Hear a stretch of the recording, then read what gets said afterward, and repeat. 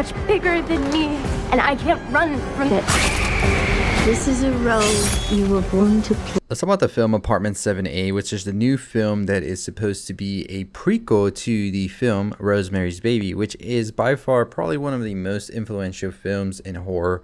And, you know, we can talk and discuss everything about the director and all that. I don't really want to get into it here, but it is definitely something that still has to be addressed whenever we're talking about Rosemary's Baby. But here we're talking about Natalie Erika James's new film Apartment 7A, which I am a fan of Natalie Erika James. I really enjoyed her first film, which was Relic, which I watched back in 2020.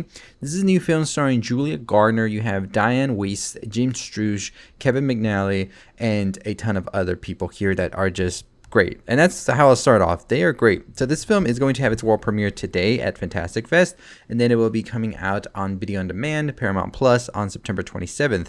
Like I said, this is set in 1965 New York City, a couple of, I would say, moments right before Rosemary's Baby, and which you basically see Julia Garner play Terry Gianofrio, who is this young dancer who is trying to really make it in the big city.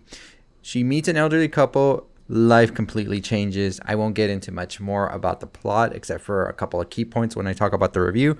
I'll save that for once the movie's released. So before we get any further into this review and all of that, I want to ask you to go ahead and hit the subscribe button, hit that notification bell. We have a video on The Substance Ending Explained, as well as a review on The Life of Chuck, which I think could be the secret screening tonight at Fantastic Fest.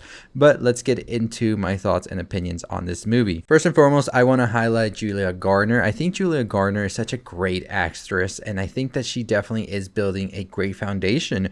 When you look at her filmography and all of that, it is definitely a filmography that has me very excited for what's to come. She's going to be in the new Wolfman movie next year, as well as the Fantastic Four First Steps as Silver Surfer, and in 2026 we'll be in a new Zach Cregger film, who Zach Cregger, of course, is the director of Barbarian, one of my favorite movies of the past 4 years. Will be in that movie as well. So very great filmography, and it's just something that I'm excited to see more of her doing. And of course, we know her from Ozark, which was a very great show as well. Very underrated, I feel. But it came out during a time when there's just so many great shows as well. So once I saw Julia Garner was in this, I knew we were getting something great. And yes, her performance here is undeniable. She plays this role very well. You see her sort of get this big arc in her life as she starts at the beginning, very much so whimsical, happy, excited for what the future comes. And then she ultimately has a bit of an accident that kind of deters her from going further as she should have, and kind of slows her role, if you will. And this is all in the trailer. I'm not trying to spoil things, by the way. But we see as she struggles and struggles, ultimately trying to find what's next for her. Where does she go next? She meets this elderly couple who says, you know what? We could help you out. You know, like, come on, we'll help you. Diane Weiss and Kevin McNally are these couple. Now, what you see happen and unfold here is things that are callbacks to Rosemary's Baby. And I won't go into those callbacks here if you haven't seen Rosemary's Baby. And that's one of the things about the film that I did like seeing, is these different callbacks as well. And I'm curious as to how they kind of approach the filmmaking as well, because there are moments here where we're kind of lingering on things where I think we should have just jumped straight into it. But I don't know if they are just approaching this movie as it trying to be its own like separate entity, because of course there are callbacks and things, and you know what's about to happen if you've seen Rosemary's Baby. You know who these people are and what their agenda is. And so I felt like that was kind of a thing that kind of took the mystery or allure of this movie a bit. And I don't know if it makes a different viewing experience if you've never seen Rosemary's Baby and you don't know what it's about, where you could feel like, oh, like, yeah, that's an interesting thing going on here, but I'm curious as to what the whole thing is.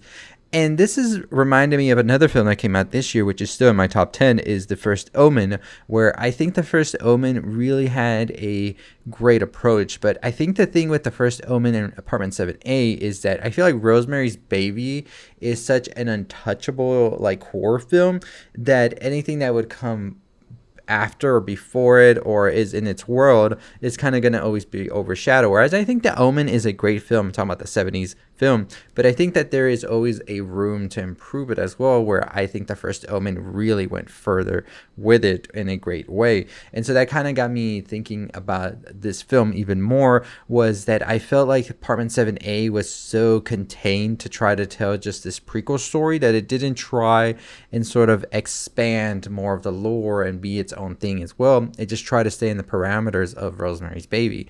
Now, that is not to say that this is Natalie Erika James' fault or any of that, because this is produced by a list of people here, and also the screenplay was written by 3 people, which in my opinion, I don't know, I think that 3 is a bit too much, but I still think that Natalie Erika James is able to have her flair here that you see in Relic, and I really have to applaud that for her, because I think she does such an amazing job when it comes to these very intimate scenes that Julia Garner is dealing with, especially as a woman with her body and all of that.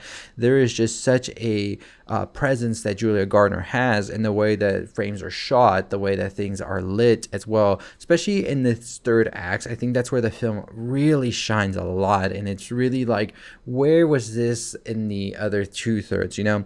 That was my biggest gripe with the film. I think it is a film that slowly builds, and you can kind of say it's a slow burn, but at the same time, I feel like we were kind of lagging here and there. But that's just because, like I said, it's trying to fit into the whole Rosemary's Baby box, and I think it should have stepped aside and done its own thing as well. But there are some very great shots at the end of the film. Some of the ways that are presented with the evil and the whole cult thing happening, I thought was very cool. And I think that the final scene in which we see Julia Garner doing this dance routine and all of that was just some of the most exciting parts of the movie. I thought that even though you know where it's headed if you've seen Rosemary's Baby and what's going to happen, I still think the way that it was presented and shot really like shined so well. Diane Wiest here as well, I gotta give a lot of props. She's playing Minnie, of course, if you know from the original film who Minnie is, and an amazing performance here. Very chilling. You see her and it kind of makes you like feel like some type of way seeing her, like a little bit scared. She kind of makes you laugh. She kind of like intimidates you and all that, and I think that's just the way the performance is done by Diane Wiest. So very great job here. But like I said, the performance wise, it is a great film. I thought it was shot well as well, and I think Natalie Erika James, from seeing Relic, I feel like if she was given a bit more of a handle on the project, I think we could have gotten something a bit different. But you can tell there's a lot of sort of hands in the pot here, and they're stirring it in different ways. And yeah, there's some interesting choices here and there, but as a whole project, it kind of does fall apart for me. But I still did enjoy it. I think the third act is strong enough to save it, but I am definitely going to give it a 3.5 out of 5. I think that there was so much to be done here, but it was just ultimately a fault where there's just too many voices, I think, because if you look at the producers, screenplay and everything, there's about like 9 people involved in this project that are giving choices, and I think that's far too many. So I don't know, we'll see. Still excited for what Natalie Erika James does next. Julia Garner as well shines here, but like I said, the story, it's kind of a bit all over, and the pacing is a bit too much for me. It's a bit safe. That's the thing. That's the word. I think it's too safe, and it just tries to just continue where Rosemary's Baby goes next. So I don't know.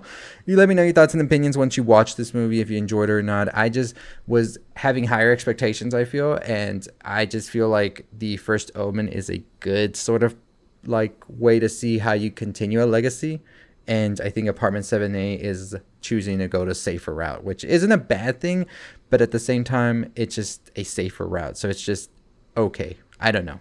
But let me know your thoughts and opinions in the comments down below. I'm curious to know. Very excited for what we see the director do next, because I think she is so talented, and I'm excited as well to know where we see Julia Garner as well, because I think she has such a tremendous amount of work on her way. So we'll see. Anyways, as always, I'll see all of you next time. Hit the subscribe button, notification bell on the road to 35,000 subscribers. I'll see all of you next time. Stay safe, stay positive.